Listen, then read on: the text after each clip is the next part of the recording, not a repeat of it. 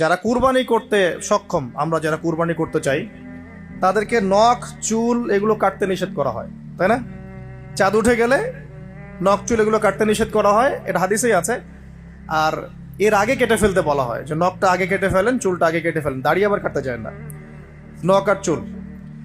তাতে কি হবে, আমরাও একটা, ওই যে যারা আমরা মানে হজ করতে যেতে পারি নাই, তাদের সাথে আমাদের একটা একাত্মতা হলো, কিন্তু তারাও যেমন এগুলোকে স্যাক্রিফাইস করলেন, আমরা আমাদের জায়গা থেকে স্যাক্রিফাইস করলাম এবং এই নেকিটা পেলাম, একটা কুরবানি নেকি পেয়ে গেলাম ইনশাআল্লাহ।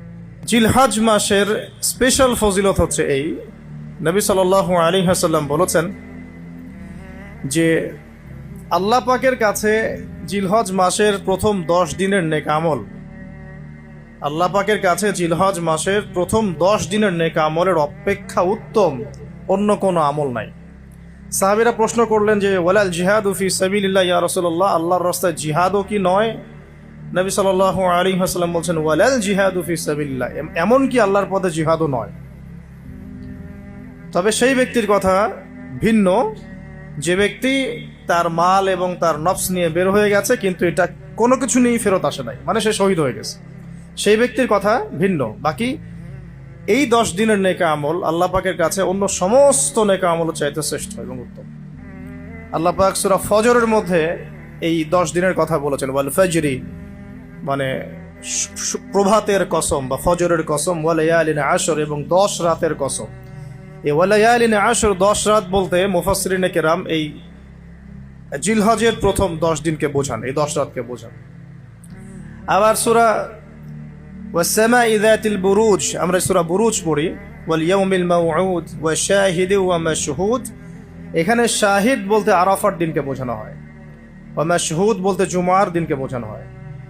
তো এই আরাফার দিনও কিন্তু এই 10 দিনের মধ্যেই পড়ে গেছে।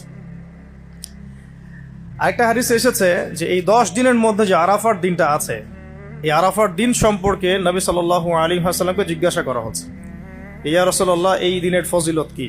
নবী করিম সাল্লাল্লাহু আলাইহি ওয়াসাল্লাম বলেন আহতাসিবু আলাল্লাহ, আমি আল্লাহর কাছে আশা করি যে এই দিন মানে আরাফার দিনের সিয়াম, রোজা, এটা কি হবে, কাফারা, মানে মাফের কারণ হবে, গুনাহ মাফের মোচনের কারণ হবে, সানাতাল্লাতি ক্বাবলা ওয়া সানাতাল্লাতি বাদা, মানে বিগত 1 বছরের, আগামী 1 বছরের, 2 বছরের গুনাহ মাফের কারণ হবে একটা রোজা, আরাফার সাওম।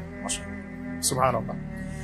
তো এই 10 দিন এর মধ্যেও পড়ে গেছে আবার হজ, এই 10 দিনের মধ্যেই পড়ে গেছে কি, হজ, হজও এর মধ্যে, আবার কুরবানি।